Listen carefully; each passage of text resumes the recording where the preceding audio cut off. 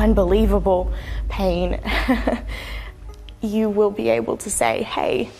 If you grew up watching The Crocodile Hunter, then Bindi Irwin is basically someone you feel like you know, right? She's been in front of cameras since she was literally a toddler. But here's the thing. Behind all that sunshine and wildlife adventures, Bindi has been quietly fighting one of the most painful battles of her life.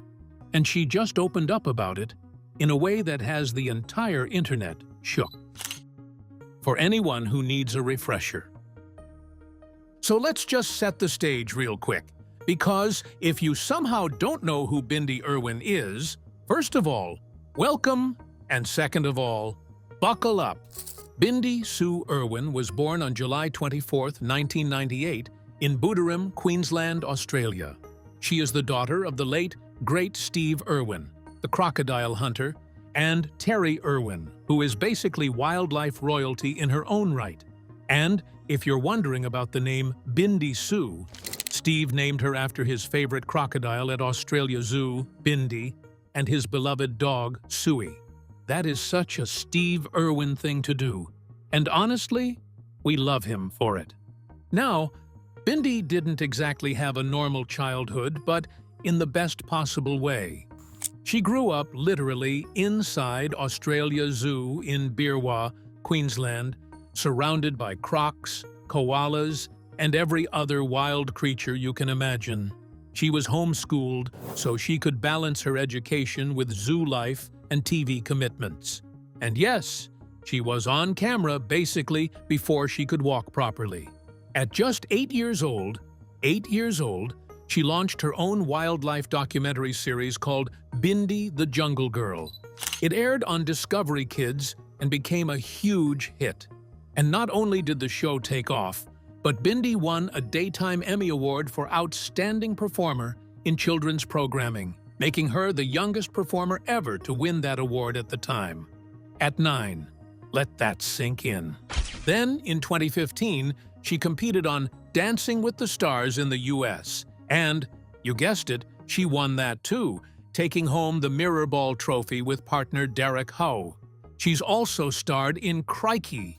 It's the Irwins alongside her mum Terry and brother Robert, and in 2024, she and Robert were named Earthshot Prize Ambassadors. She is now the CEO of Australia Zoo, a conservationist, author, Emmy winner, reality TV champion, and CEO? Yeah, she's kind of been doing the most her whole life. She married American wakeboarder Chandler Powell on March 20th, 2020. Right at Australia Zoo. And on March 25th, 2021, they welcomed their daughter, Grace Warrior Irwin Powell. It was the kind of life that looked, from the outside, like pure joy and purpose. But here's the thing about what we see on the outside. So what was actually going on behind the scenes while Bindi was smiling for cameras and wrangling crocs? The hidden battle nobody knew about. Okay, this is where things get really heavy, and I want you to stick with me because this part of her story is so important. For more than 10 years, basically a full decade, Bindi Irwin was living with chronic, debilitating pain. Not the kind of pain you shake off after a couple of paracetamol and a lie down. The kind of pain that makes it hard to function, hard to get out of bed, hard to feel like yourself. The kind of pain that follows you everywhere, to work, to family dinners, to the camera, to bed at night.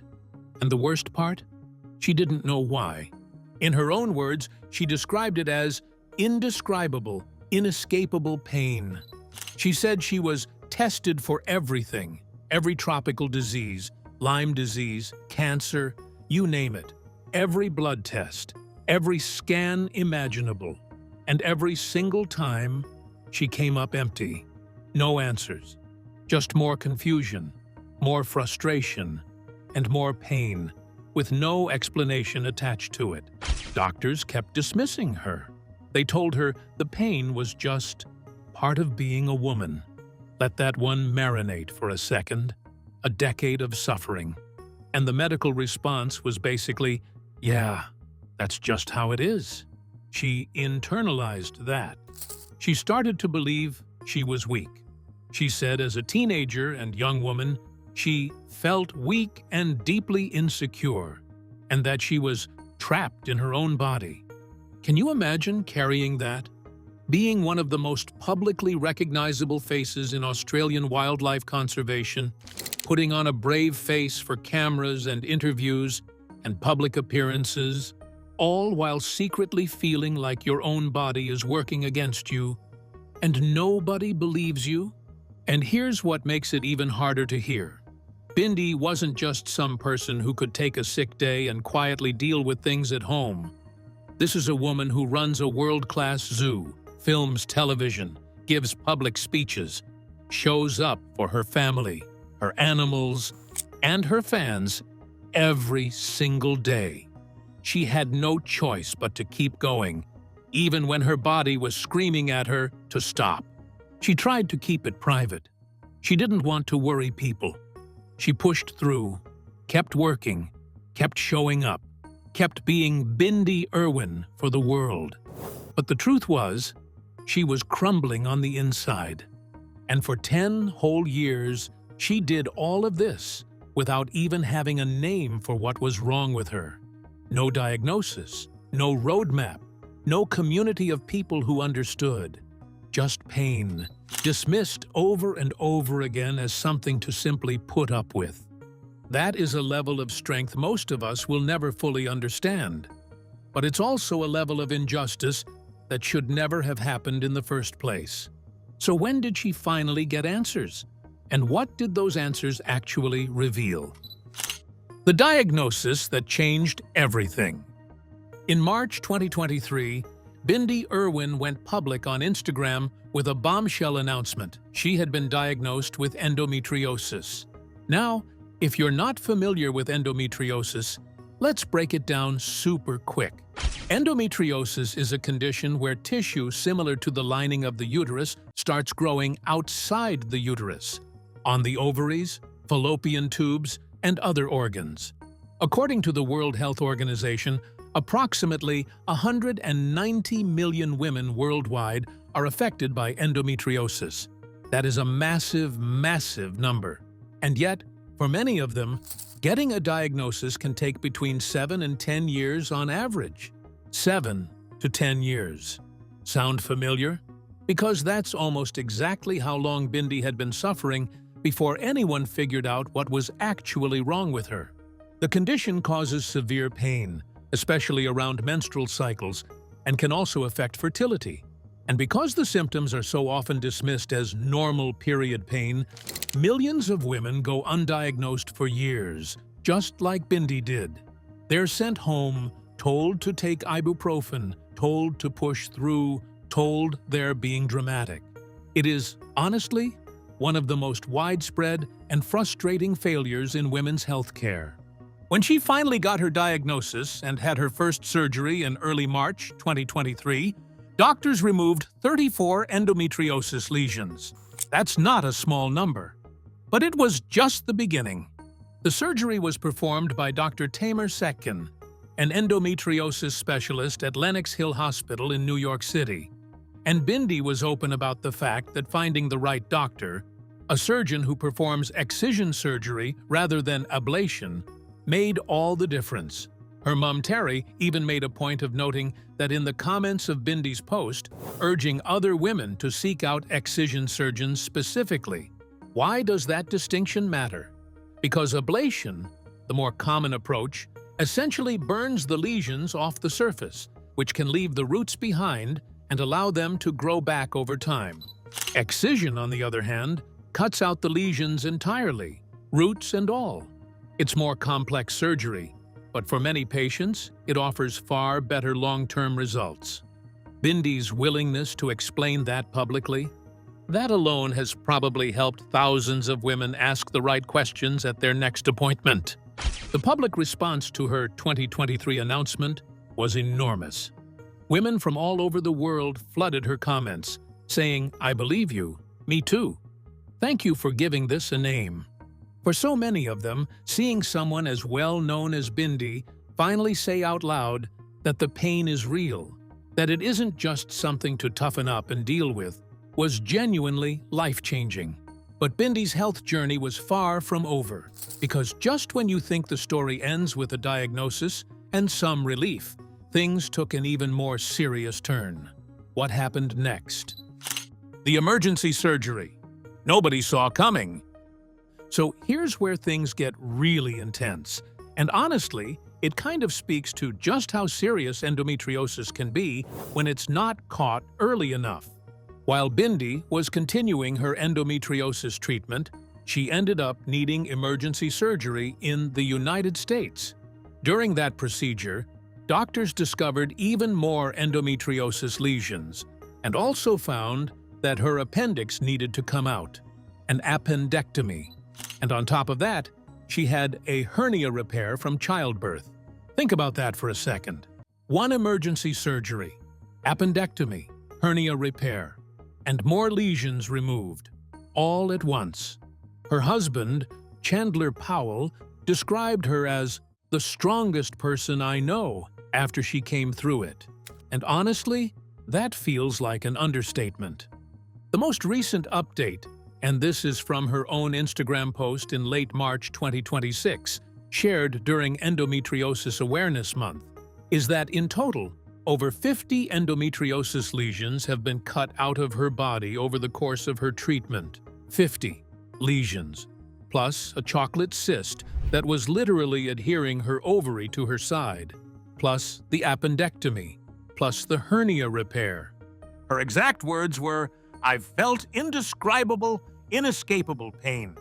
She also shared something that is so telling about the emotional toll of all this.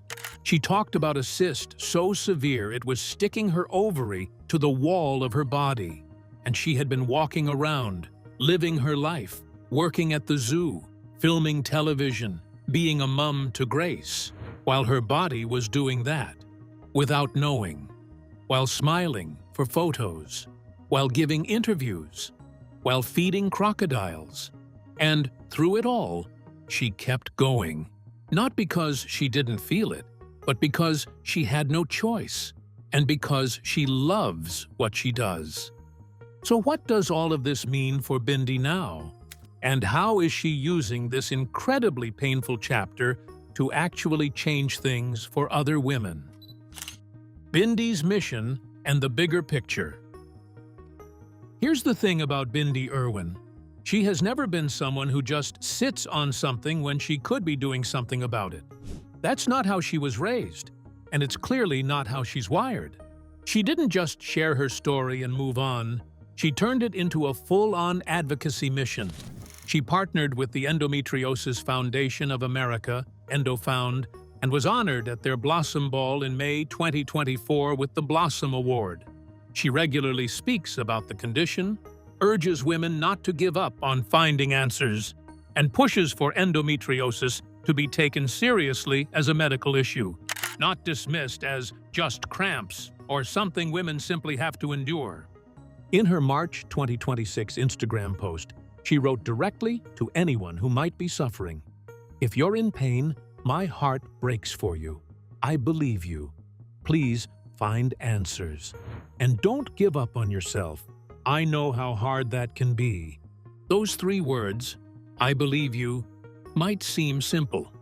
But for women who have spent years being dismissed, being told their pain isn't real, being sent home without answers, hearing that from someone with Bindi's platform is huge.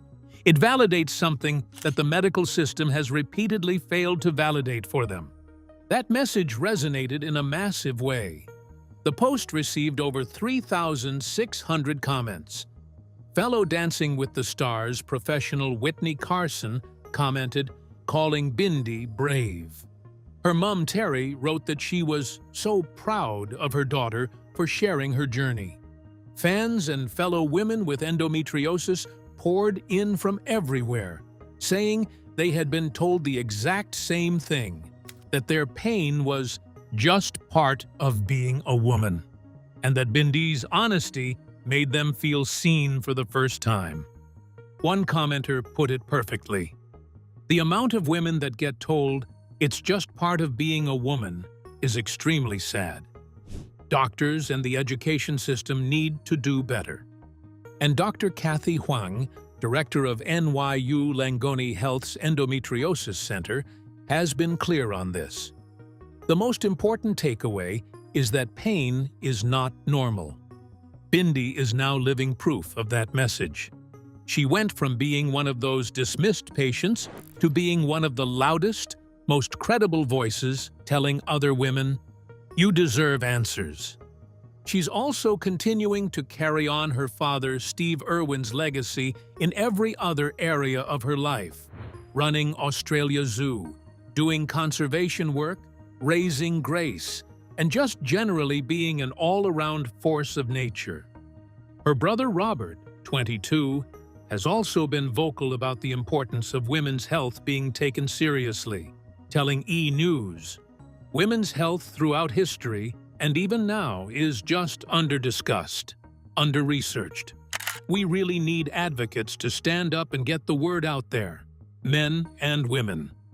That quote from Robert is worth sitting with for a second, because it's not just Bindi carrying this conversation. It's her whole family, and that matters. When men in someone's life, brothers, husbands, fathers, start speaking up about women's health, it changes the conversation in a really meaningful way. It's a family that shows up, for the animals, for the planet, and clearly, for each other. So after all of this, the decade of suffering, the multiple surgeries, the 50-plus lesions, where does Bindi actually stand today? And what does her transformation really look like? The real transformation. When people talk about Bindi Irwin's shocking transformation, some folks are thinking about the physical stuff, how she's looked different at different points over the years, the weight fluctuations that often come with conditions like endometriosis, the visible signs of someone who has been through a lot medically. And yes, all of that is real. Endometriosis genuinely affects the body in visible ways: bloating, inflammation, hormonal shifts. And it's okay to acknowledge that. But the real transformation? It's so much deeper than anything you can see in a photo. The Bindi Irwin who stood in front of the world a few weeks ago and said, "I was trapped in my own body," is not the same Bindi who spent 10 years silently suffering and being told she was imagining things.